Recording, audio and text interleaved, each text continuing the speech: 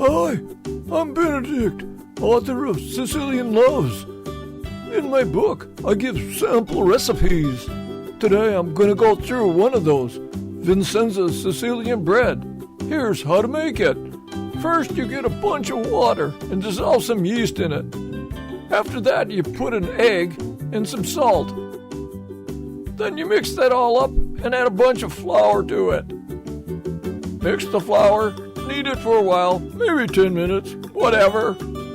Then you grease up the bowl with butter, put the dough back in it, let it rise. Then you divide up the dough in half and put the two halves in buttered bread tins. Let it rise again. Put it in the oven, 375 degrees, 45 minutes. And there you go, ready to eat some.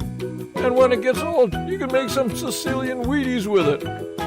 I'll tell you about that some other day. Enjoy!